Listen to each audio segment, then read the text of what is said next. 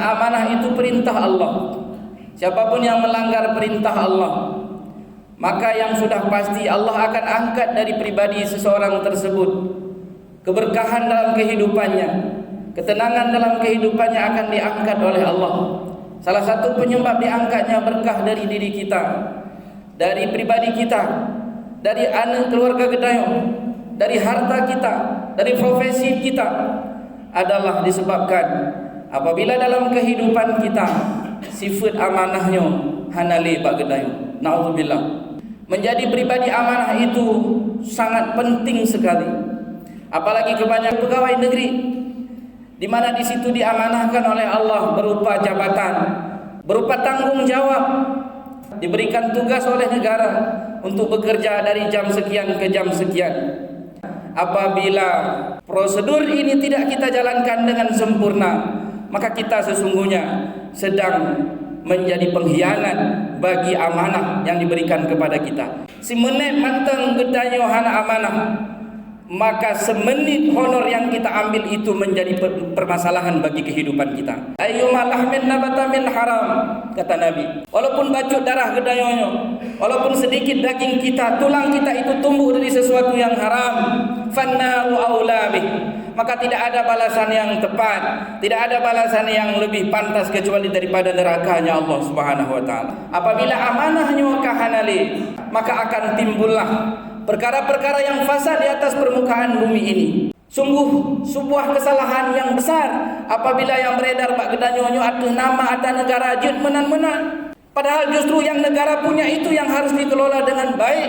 Katakanlah Honda plat merah tidak boleh dia diparkir di terik matahari karena tanggung jawabnya lebih besar kepada Allah. Kita harus mempertanggungjawabkan kepada negara. Pemilik Honda yang katanya kan cuma presiden. Amanah negara itu lebih harus diperhatikan daripada amanah pribadi Gedanyo. Dititipkan Honda oleh Allah tablo dari harta road, itu juga amanah, tapi mengurusnya jauh lebih mudah daripada mengurus amanah yang dititipkan milik Nanggro.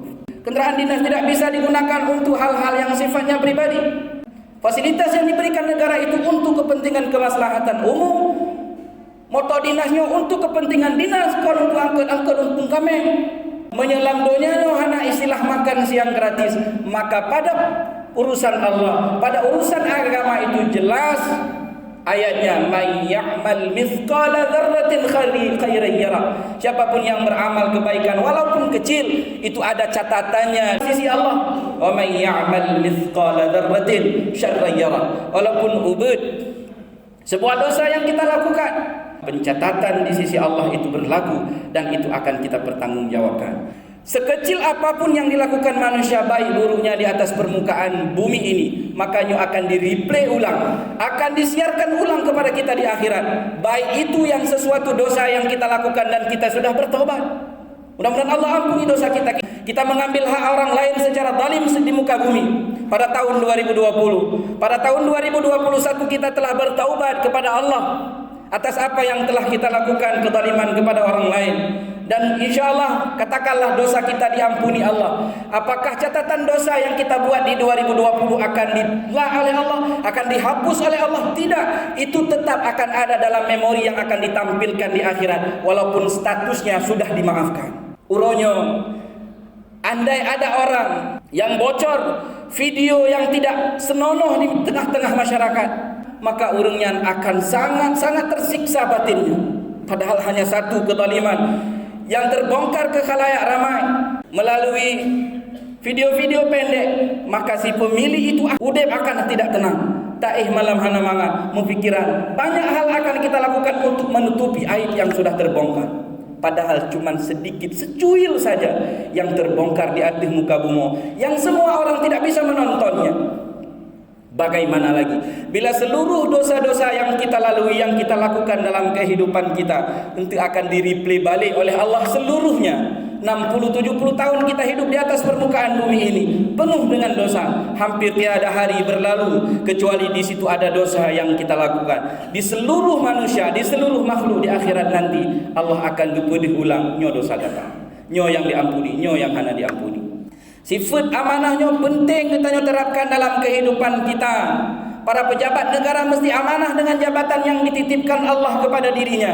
Karena apabila amanah hanale ba'zira pengemban amanah negara, maka petaka akan terjadi di atas muka bumi. Dhaharal fasadu fil barri wal bahri bima kasabat aydin nas. Salah satu penyebab besar kerusakan yang disebabkan oleh tangan manusia adalah orang-orang yang dititipi amanah tapi hana amanah li dalam melaksanakan kehidupannya.